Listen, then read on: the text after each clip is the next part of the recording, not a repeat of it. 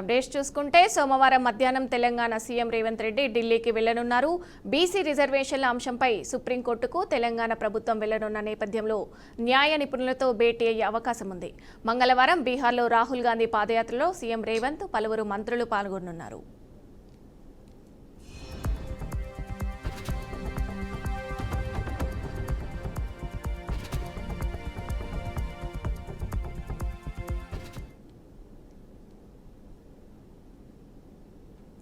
AICC incharge Meenakshi Natarajan చేపట్టిన జనహిత పాదయాత్ర రెండో విడత కరీంనగర్లో కొనసాగుతుంది. చొప్పదండిలో రెండో విడత జనహిత పాదయాత్రను మీనాక్షి నటరాజన్ ప్రారంభించారు. ఉప్పర మాల్యాల నుంచి గంగాధర కేంద్రంలోని మధురానగర్ చౌరస్తాల వరకు పాదయాత్ర కొనసాగింది. ఈ కార్యక్రమంలో మీనాక్షి నటరాజన్, పీసీసీ చీఫ్ మహేష్ కుమార్ గౌడ్, మంత్రులు వివేక్ వెంకటస్వామి, పొన్నం ప్రభాకర్, అడ్లూరి లక్ష్మణ్ కుమార్, హైదరాబాద్ మేయర్ విజయలక్ష్మి, ఎమ్మెల్యేలు మేడిపల్లి సత్యం, ఆది శ్రీనివాస్, మక్కన్ సింగ్ తదితరులు పాల్గొన్నారు.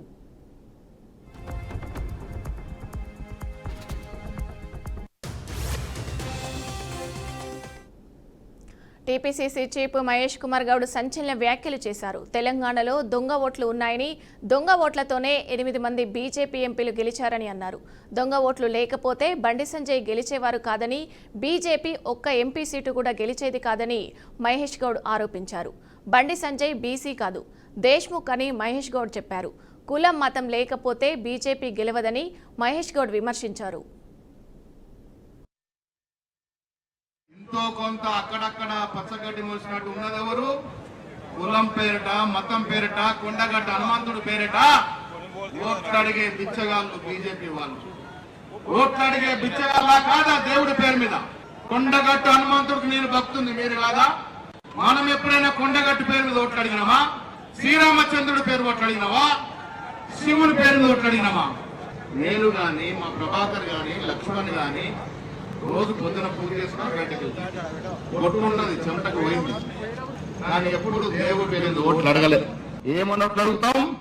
దమ్ము ధైర్యం ఉంది, ఇస్తే మాట తప్పకుండా పని చేస్తాం, ఫలానా పని చేస్తామని ఓట్లు అడుగుతాం.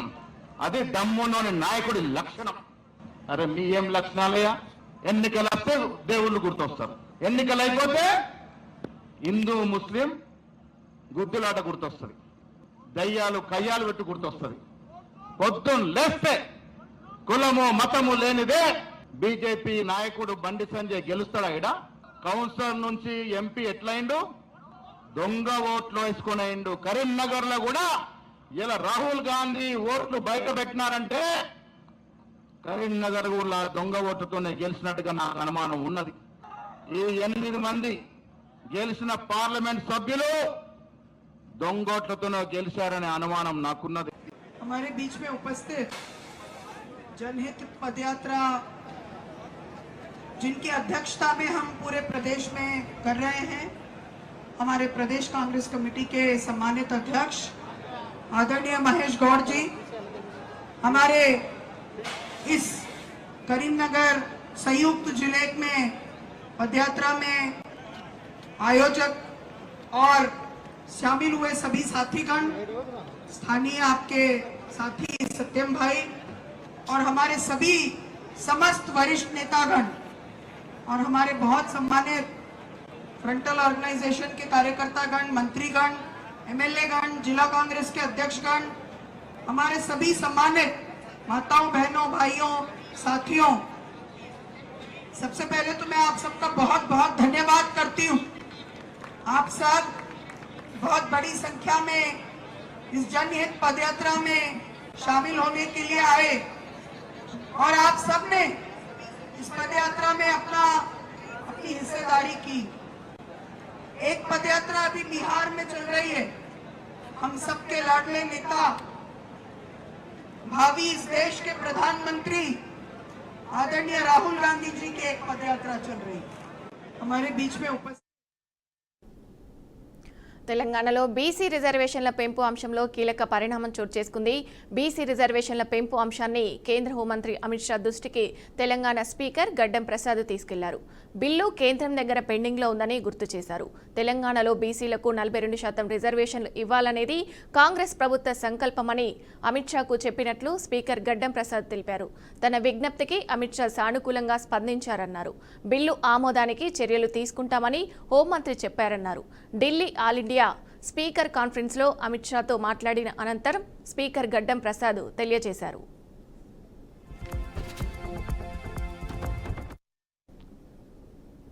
లైఫ్ సైన్సెస్ మెడికల్ టెక్నాలజీ విభాగంలో తెలంగాణ హబ్గా ఎదిగిందని ముఖ్యమంత్రి రేవంత్ రెడ్డి అన్నారు. తయారీ రంగం నుంచి ఆవిష్కరణలకు కేంద్రంగా తెలంగాణను మారుస్తున్నామని చెప్పారు. హైదరాబాద్లోని ఏఏజీ హాస్పిటల్లో వైద్య పరికరాల తయారీలో స్వయం ప్రతిపత్తే లక్ష్యంగా జరుగుతున్న బయో డిజైన్ ఇన్నోవేషన్ సమ్మిట్ 2025లో సీఎం పాల్గొన్నారు. Innovating for Bharat the bio design బ్లూ ప్రింట్ను ఆవిష్కరించారు. ప్రస్తుతం ప్రపంచవ్యాప్తంగా అనిశ్చిత పరిస్థితులు కనిపిస్తున్నాయని, పన్నులు, యుద్ధాలు, వాణిజ్యపరమైన అడ్డంకులు ఎదుర్కొన్నాయన్న ఈ సమయంలో ఆవిష్కరణలు చేయడానికి స్టార్టప్లు ప్రారంభించడానికి సరైన వేదిక తెలంగాణ అని చెప్పారు. Telangana state started a journey that is Telangana Rising 2047. By 2034, we will become a $1 trillion economy. By 2047, India is 100 years of independence.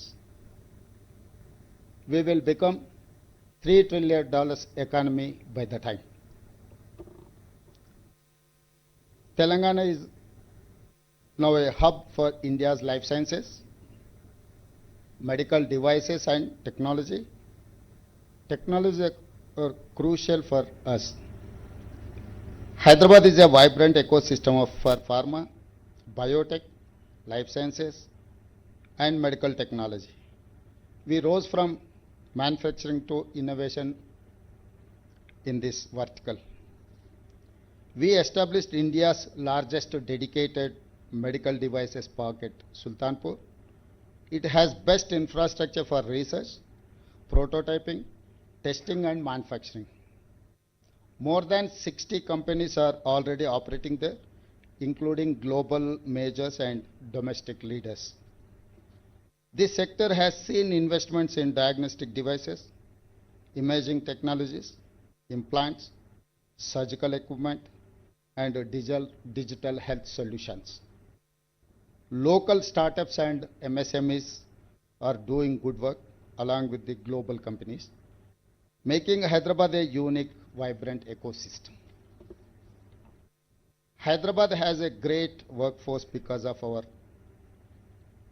initiatives to build excellent academic institutions, skills development.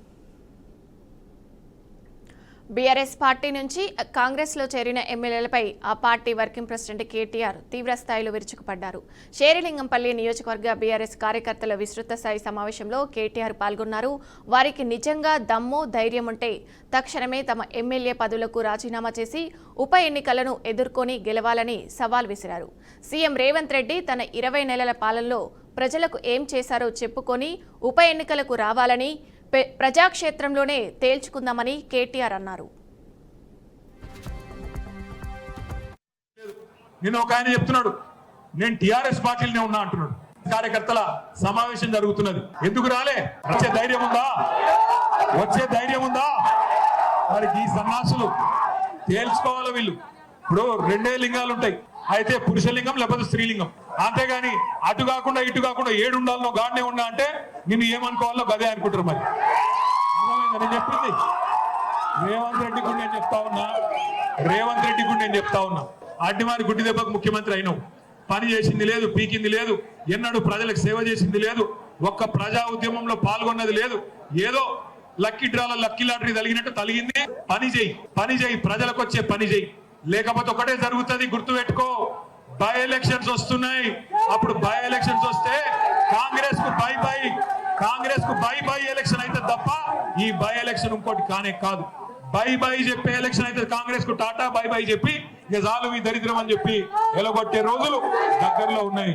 మీ అందరినీ నేను ఒకటే కొడతా ఉన్నా, మనం ఎట్లాగో ఇప్పుడు కార్పొరేటర్ ఎలక్షన్ ఇంకో 6 నెలల్లో ఎదుర్కోవాల్సి ఉంటుంది. బై ఎలక్షన్ కూడా వస్తుంది, ఉప ఎన్నిక కూడా శేర్లింగంపల్లిలో మనందరం కలిసికట్టుగా ఎదుర్కొందాం. కానీ నువ్వు గొప్ప నేను గొప్ప అంటే నడవదు. ఇప్పుడు తిరిగి ఈ రాష్ట్రాన్ని మళ్ళీ పట్టి మీద పెట్టాలి, బండి మీద ట్రాక్ మీదకి ఎక్కియాలంటే కేసీఆర్ గారి నాయకత్వం ఖచ్చితంగా ఈ రాష్ట్రానికి అవసరం. గులాబీ జెండానే తెలంగాణకు శ్రీరామ రక్ష. కమ్యూనిస్టు దిగ్గజం సురవరం సుధాకర్ రెడ్డి అంతిమయాత్ర ముగిసింది. తెలంగాణ ప్రభుత్వ అధికారిక లాంఛనాల అనంతరం మగ్దుం భవన్ నుంచి ప్రారంభమైన అంతిమయాత్ర గాంధీ మెడికల్ కళాశాల వరకు కొనసాగింది. మగ్దుం భవన్ వద్ద గౌరవ సూచకంగా పోలీసులు గాల్లోకి కాల్పులు జరిపారు. అంతిమయాత్ర ముగిసిన అనంతరం సురవరం భౌతిక కాయాన్ని మెడికల్ కళాశాలకు ఆయన కుటుంబ సభ్యులు అప్పగించారు. అంతిమయాత్రలో కామ్రేడ్ సురవరం సుధాకర్ రెడ్డి అమర్ రహే అంటూ సిపిఐ కార్యకర్తలు నాయకులు నినాదాలు చేశారు.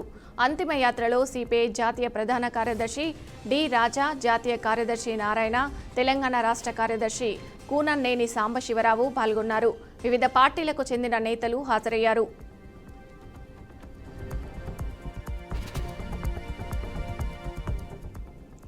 గాంధీ హాస్పిటల్ మెడికల్ కళాశాల విద్యార్థుల అధ్యయనం కోసం సురవరం సుధాకర్ రెడ్డి భౌతిక కాయాన్ని కుటుంబ సభ్యులు అందజేశారు.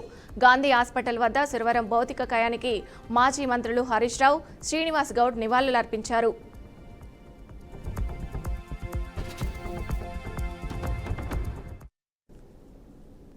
తెలంగాణలో బీజేపీ రోజురోజుకు బలపడుతుందని రాష్ట్ర అధ్యక్షులు రామచంద్రరావు అన్నారు. రంగారెడ్డి జిల్లా ఎల్బీనగర్ పరిధిలో ఓ గార్డెన్లో స్థానిక సంస్థల ఎన్నికల్లో BJP social media, IT social media work shop కార్యక్రమంలో నిర్వహించారు.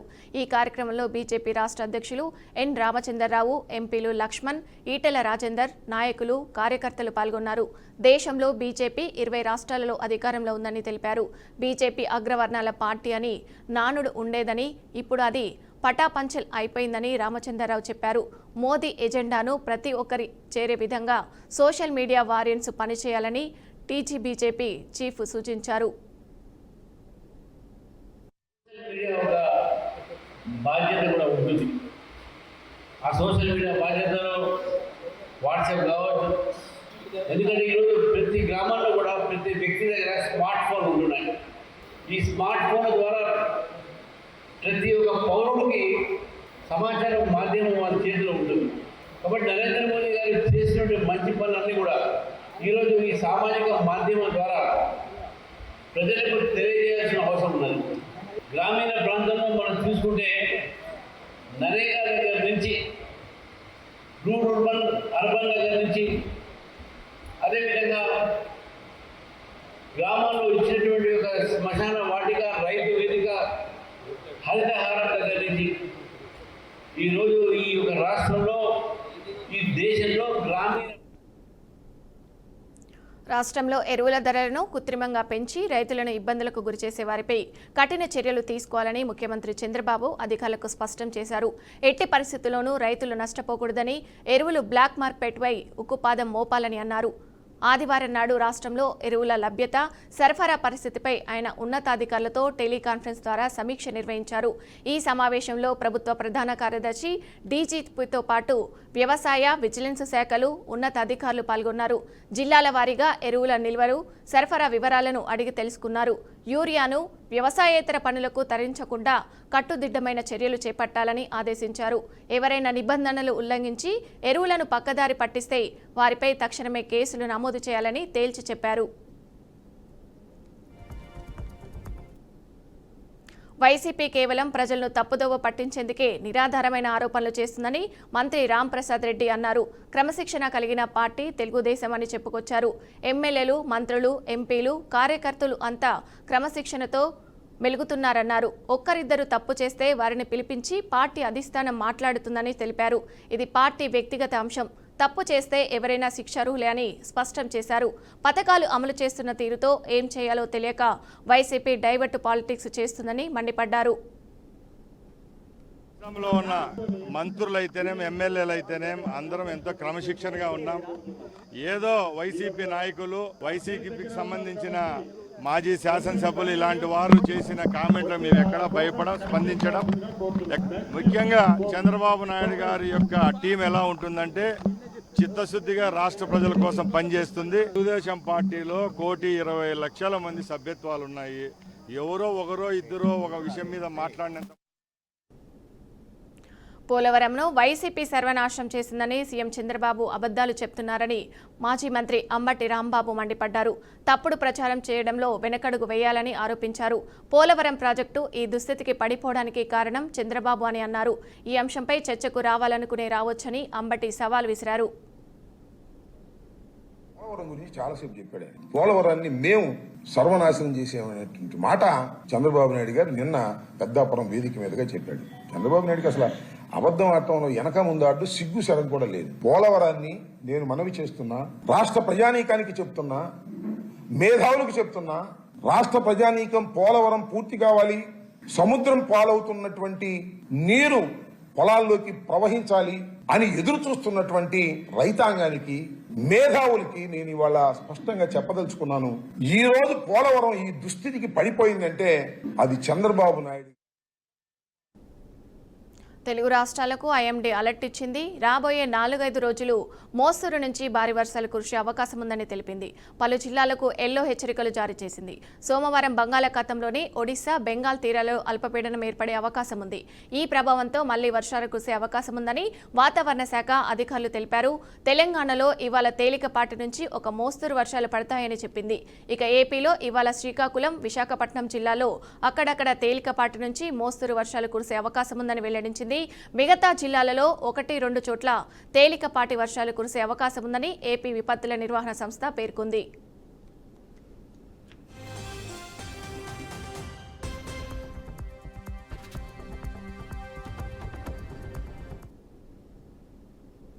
బీహార్లో కాంగ్రెస్ అగ్రనేత రాహుల్ గాంధీ, ఆర్జేడీ నేత తేజస్వి యాదవ్ చేపట్టిన ఓటర్ అధికార యాత్ర ఉత్సాహంగా కొనసాగుతుంది.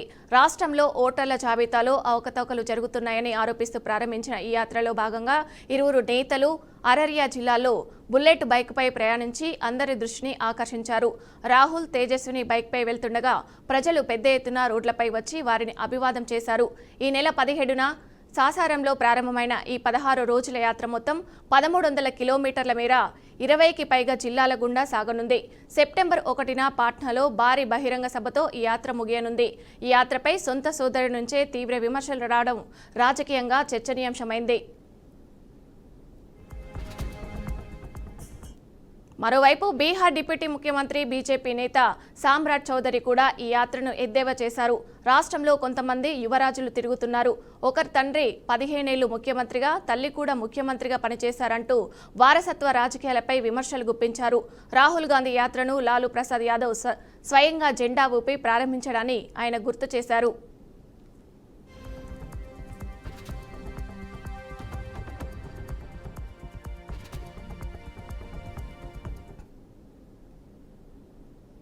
అసెంబ్లీ స్పీకర్లు తమ పదవి గౌరవాన్ని పెంచే విధంగా కృషి చేయాలని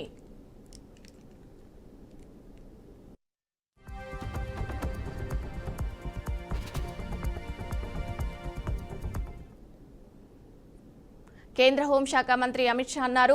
ప్రజల సమస్యలు లేవనెత్తే నిష్పక్ష వేదికలుగా అసెంబ్లీలు ఉండాలన్నారు. సభలో అధికార, ప్రతిపక్షాలు రెండు నిష్పక్షపాతమైన వాదన చేయాలని, సభా నియమాల ప్రకారం సభ పనితీరు జరిగేలా చూసుకోవాలని పిలుపునిచ్చారు.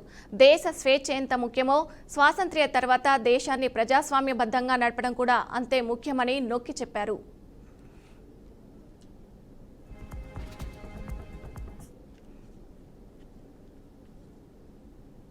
ఇవి bulletin updates. Keep watching BRK news తెలుగుడి సత్తా.